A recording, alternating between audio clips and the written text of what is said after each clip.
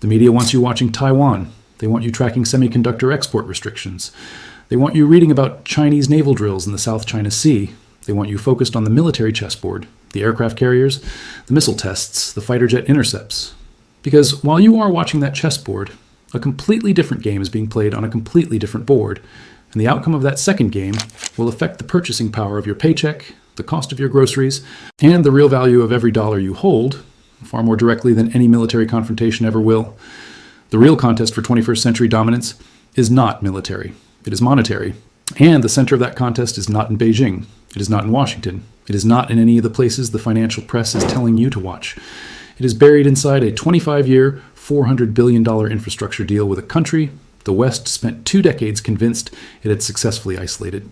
Iran.China is quietly constructing a parallel financial ecosystem, testing a mechanism to bypass the architecture that has underpinned Western economic dominance for 50 years. And the laboratory where that experiment is running is Tehran. This is not a prediction. It is not a theory.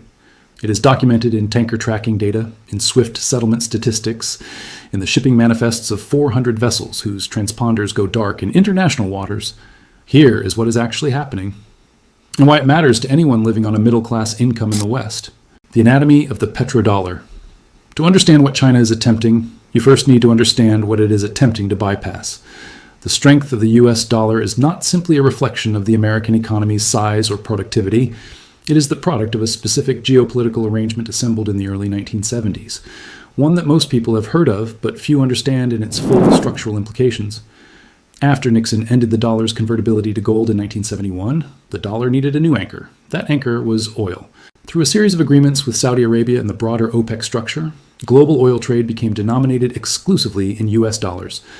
Every barrel of crude oil sold anywhere on Earth, from the North Sea to the Persian Gulf to the Gulf of Mexico, was priced in dollars and settled in dollars. The consequence of this single arrangement was profound and structural. Every nation on Earth that ran an industrial economy needed oil. Every nation that needed oil needed dollars to buy it. This created a permanent structural global demand for U.S. currency that had nothing to do with American economic performance and everything to do with energy dependency. Nations accumulated dollar reserves not because they particularly valued dollars, but because they needed them to participate in the global energy market. Those dollars were recycled into U.S. Treasury bonds. This created a sustained artificial demand for American debt, keeping U.S. interest rates lower than they would otherwise be, allowing the United States to run trade deficits that would have destabilized any other currency, and giving American sanctions their extraordinary reach. If you control what currency the world uses to buy energy, you control the global financial system. China understands this, and China has spent the last decade quietly working to change it, not through confrontation, but through a workaround so patient and so methodical that most Western analysts dismissed it until the volume became impossible to ignore. The workaround runs through Tehran. Stage 1, the alternative laboratory. In 2021, China and Iran signed a 25-year cooperation agreement. The headline figure, $400 billion in Chinese investment, was what most coverage focused on. The number that mattered was buried in the operational details. China was securing guaranteed access to Iranian crude oil at a discount of roughly 20 to 25% below market price. And the settlement, the currency in which that oil would be paid for, was not dollars, it was yuan. No dollar leg, no swift transaction that American regulators could monitor or intercept. No exposure to the sanctions architecture that the United States uses to enforce its financial rules globally. In March 2018, the Shanghai International Energy Exchange had launched a yuan-denominated oil futures contract. The Western financial press treated it as a symbolic gesture, something to note and move past. The volume at launch was small. The ambition seemed larger than the reality. By 2024, the reality had caught up with the ambition. The volume of oil settled in yuan. Through that exchange and through CIAPS, Beijing's alternative to the SWIFT interbank messaging system, was running at hundreds of billions of dollars annually. The single largest stream feeding that volume was Iranian crude. When BRICS formally admitted Iran in January 2024, most coverage described the ceremony as diplomatic symbolism. It was not symbolic. It was the legal and institutional scaffolding for a yuan-settled energy bloc, a structure that needed Tehran inside the room to function at meaningful scale. The $400 billion deal is not primarily an investment figure.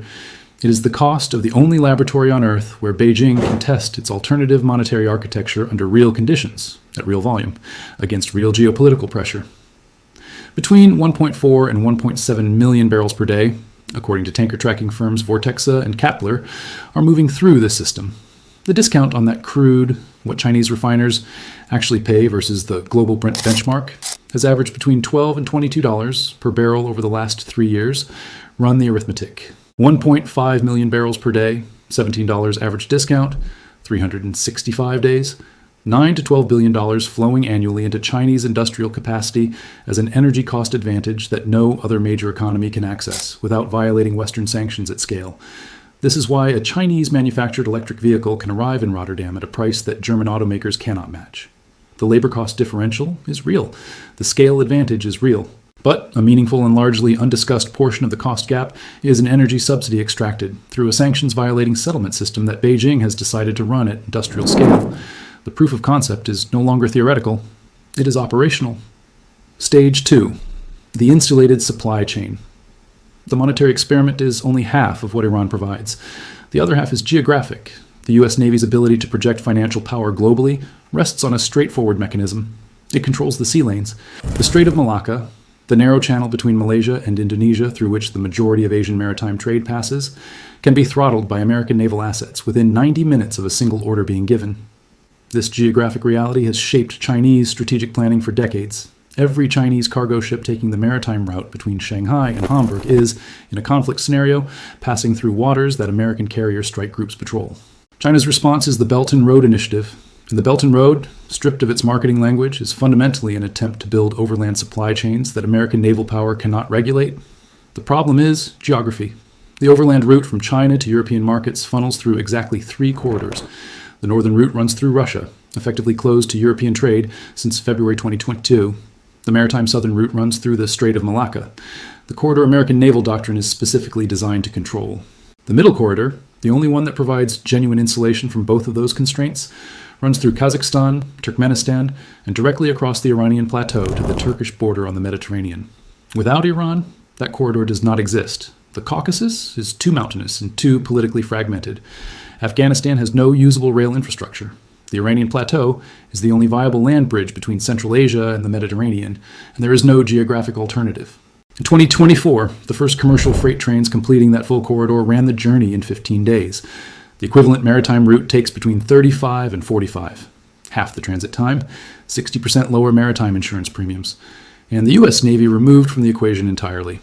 The port of Gwadar in Pakistan, the single most expensive Chinese infrastructure project outside of China itself, sits at the western anchor of this corridor, hugging the Iranian border. Its strategic value is entirely contingent on Iran remaining a stable partner. Without that, Gwadar is a several billion-dollar facility with no viable land connection to the markets it was built to serve. And here is the detail that reveals how widely understood this geography is among the powers involved. India has spent the last decade investing heavily in Chabahar, an Iranian port 40 miles from Gwadar. India understands the same map that Beijing does. Whoever controls the Iranian coastline controls the western flank of Eurasian overland trade. The Belt and Road is not a network, it is a corridor, and that corridor runs through Tehran. Stage 3, the domestic wealth impact. This is where geopolitics becomes personal. The petrodollar system has, for 50 years, allowed the United States to export a portion of its inflation. When the Federal Reserve expands the money supply, the excess dollars flow into global reserve holdings and treasury purchases rather than immediately into domestic consumer prices. The global demand for dollars, driven by energy trade requirements, absorbs monetary expansion that would otherwise produce inflation at home. This mechanism has structurally subsidized Western living standards for half a century. Now model what happens as that mechanism weakens. If global oil trade gradually diversifies away from dollar settlement, if the yuan-settled volume that currently runs at hundreds of billions annually expands to trillions, the global demand for dollar reserves begins to decline structurally. Nations holding dollars as energy reserves need to hold fewer of them. Those dollars do not disappear. They re-enter the global financial system and, eventually, the domestic American economy. More dollars chasing American goods and services. Prices rise. This is import inflation. The structural, persistent increase in the cost of living, driven not by domestic monetary policy decisions, but by a shift in global reserve currency demand. It does not arrive as a dramatic event. It arrives as a groceries bill that is 10% higher this year than last, as a rent increase that exceeds wage growth for the 5th consecutive year, as a slow, persistent erosion of what a middle-class paycheck actually purchases. The purchasing power loss is not announced. There is no press conference. There is no moment of visible rupture. There is only the quiet, compounding arithmetic of a dollar that buys slightly less every year than it did the year before, not because of anything the Federal Reserve decided last quarter, but because of a structural shift in global monetary architecture that has been assembling itself for a decade. The people most exposed to this erosion are those holding the majority of their wealth in cash and cash-equivalent instruments denominated in the currency experiencing that structural decline. The people least exposed are those holding assets whose value is anchored to something other than any single currency's reserve status. Hard assets. Productive land. Commodities. Things whose value is measured in physical utility rather than in dollars. This is not a coincidence. It is the same pattern of asset accumulation that sophisticated institutional investors execute ahead of every significant monetary transition in history. The British pound's loss of reserve status after World War II produced precisely this dynamic. Those holding pound-denominated paper assets absorbed the loss. Those holding real assets in stable jurisdictions did not. The transition from one reserve currency architecture to another does not destroy wealth. It transfers it, from those positioned in the declining system to those positioned outside it. Geopolitical tectonic plates move slowly. Decades pass between the first visible crack and the moment the structure above it shifts. The petrodollar system was assembled over years in the early 1970s. Its full dominance took a decade to consolidate. The signs that it is facing its first serious structural challenge have been visible in the data for years, in yuan settlement volumes, in shadow fleet tracking data, in central bank gold purchase statistics, in the 18-page text of a deal signed in 2 languages in 2021. The system will not send you a warning when the transition reaches a critical threshold. It will not appear on your bank statement as a line item. It will appear in your grocery bill, in your energy costs, in the slowly widening gap between what you earn and what things cost. The most vulnerable position in a monetary transition is 100% exposure to the currency losing structural advantage. The most resilient position is the one that people who understand these transitions have always moved toward. Diversification into assets that retain value regardless of which currency holds reserve status. Geopolitics is not abstract. It is the hidden variable in the price of everything you buy. Subscribe to Economic Chronicles. Stay awake in a sleeing world.